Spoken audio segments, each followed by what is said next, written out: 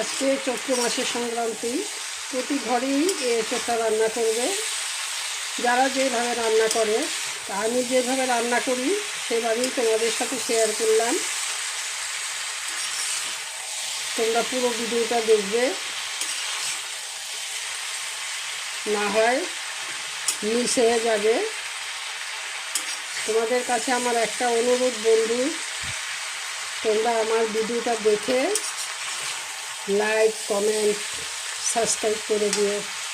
তোমাদের কমেন্টগুলি পড়তে আমার খুব ভালো লাগে, খুব উৎসাহ পাই কাজ করতে। তোমরা আমার পাশে থেকো, আমার ভালোবাসা রইল তোমাদের জন্য। অল্প করে হলুদ দিয়ে দিচ্ছি, তাতে কালারটা সুন্দর থাকবে। এখন একটু নেড়ে দিচ্ছি।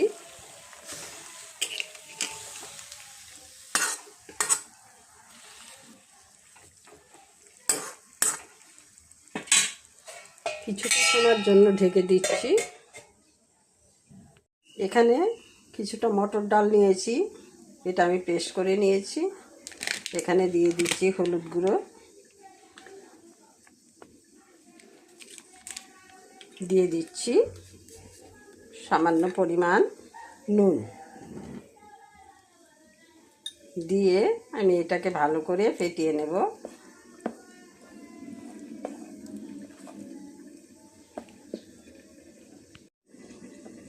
এটা আমার ভালো করে ফেটানো হয়ে গেছে। এখন আমি রেখে দিচ্ছি। এটা দিয়ে আমি ডালের বড়া করব।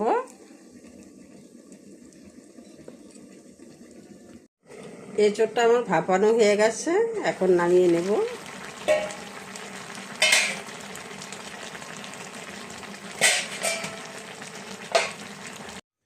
এঁচোড়টা এখন নামিয়ে নিচ্ছি।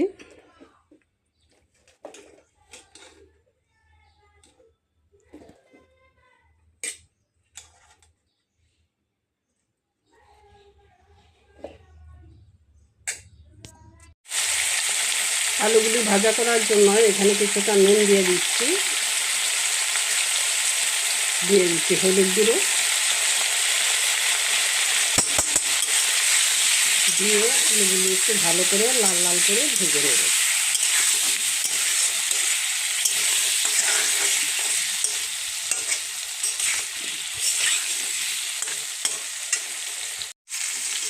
আলুগুলো আমার ভাজা হয়ে গেছে, এখন নামিয়ে নেব।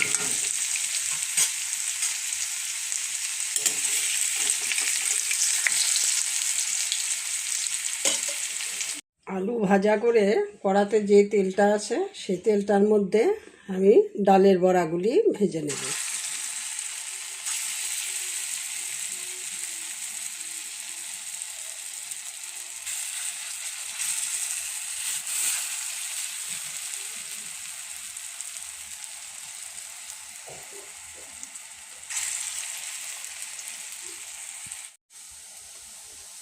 সবগুলি ডালের বড়া আমার দেওয়া হয়ে গেছে, এখন একটা একটা করে উঠে নেব।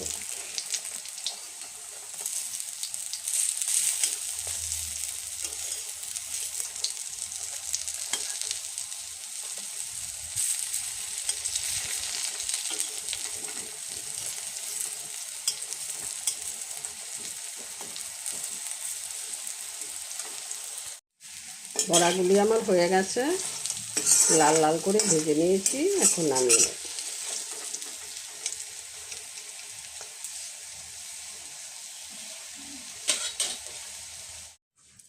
আলু ভাজা আর ডালের বড়াটা আমি সাদা তেল দিয়ে করেছি।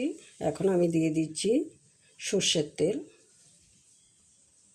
আমি এই রান্নাটা সর্ষের তেলেই করব। তেলটা আমার গরম হয়ে গেছে, এখন ফোড়নগুলি আমি দিয়ে দিচ্ছি।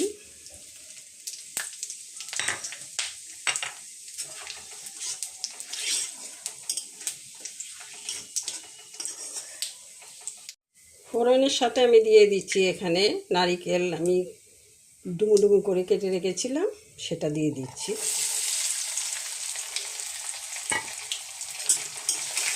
এটা ফোড়নের সাথে আমি ভেজে নেব নারকেলটা। ফোড়নের সাথে আমি নারকেলটা ভেজে নিয়েছি এভাবে। এখন আমি দিয়ে দিচ্ছি এখানে আদা আর শুকনো লঙ্কা বাটা।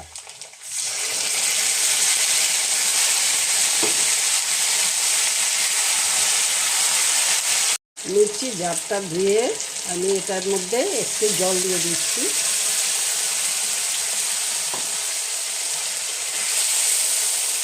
ভালো করে কষিয়ে নেব।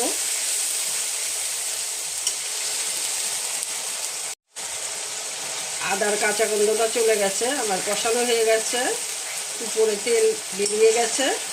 এখন আমি দিয়ে দেব এখানে ধনে গুঁড়ো, জিরে গুঁড়ো আর হলদি গুঁড়ো।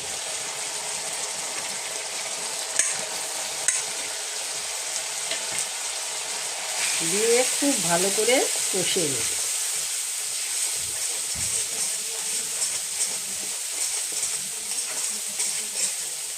এখানে কিছুটা ছিমের বিচি আমি ভিজিয়ে রেখেছিলাম, ভাজা ছিমের বিচি আমি এটা দিয়ে দিচ্ছি।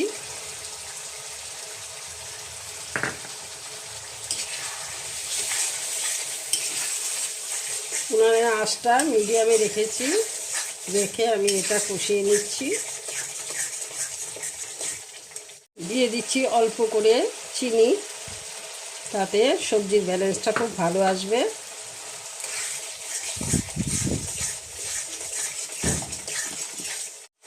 দিয়ে দিচ্ছি পরিমাণ মতো নুন।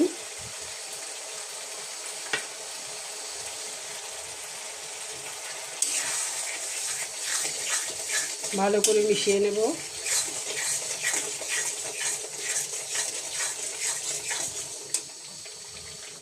দিয়ে দিচ্ছি এখন ভাজা করা আলু।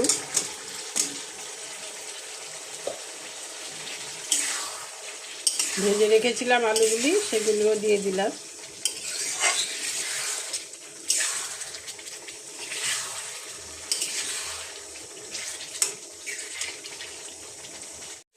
দেখো মশলা থেকে কতটা তেল ছাড়তে শুরু করেছে। এখন দিয়ে দিচ্ছি ভাপিয়ে রেখেছিলাম এঁচোড়টা, এঁচোড়টা আমি দিয়ে দিচ্ছি।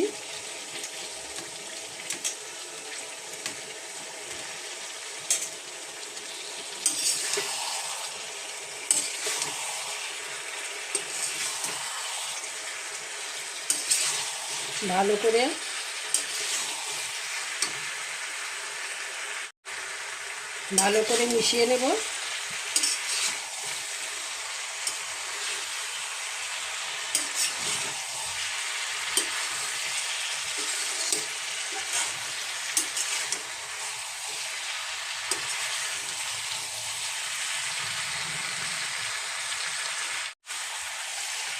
তোমরা একটিবার এইভাবে এঁচোড় রান্না করে খেয়ে দেখবে কতটা টেস্টি হয়।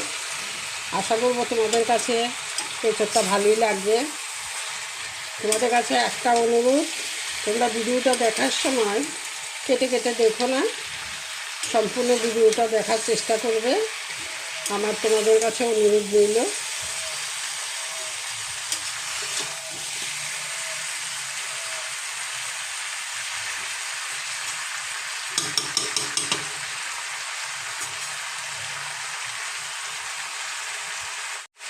কিছুটা সময়ের জন্য ঢেকে দিচ্ছি।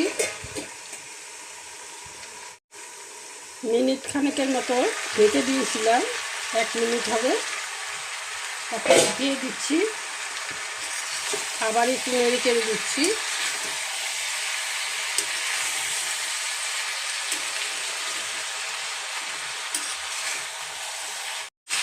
মশলার সাথে এঁচোড়টা আমার ভাজা ভাজা হয়ে গেছে, তেল ছাড়তে শুরু করেছে। এখন আমি এটার মধ্যে পরিমাণ মতো জল দিয়ে দেব।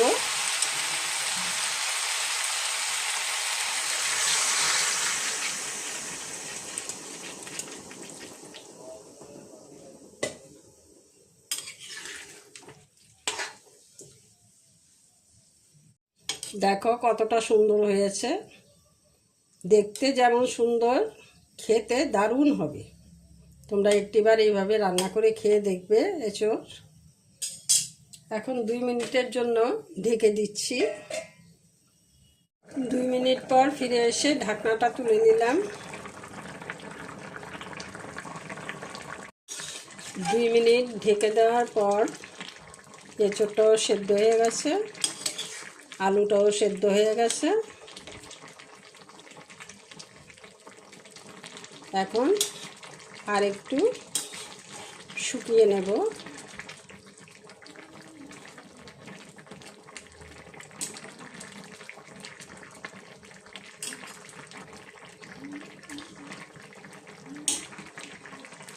এখন দিয়ে দিচ্ছি ডালের বড়াগুলি।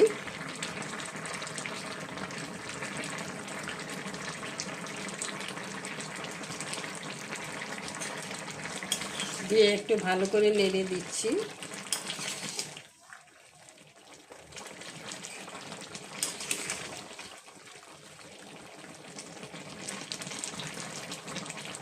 রান্নাটা আমার হয়ে এসছে। এখন দিয়ে দিচ্ছি গরম মশলা,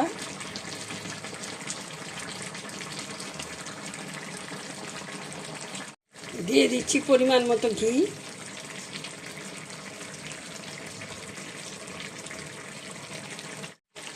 এঁচোড়টা আমার হয়ে গেছে। এখন নামিয়ে নেব। আমার ঘরে সবাই হাঁ করে তাকিয়ে আছে এঁচোড়টা কোন সময় নামাবো, ওরা কোন সময় খাবে। এতটা সুন্দর গন্ধ বেরিয়েছে, বিশ্বাস করতে পারবে না। একটিবার এইভাবে রান্না করে খেয়ে দেখো কতটা টেস্টি হয়।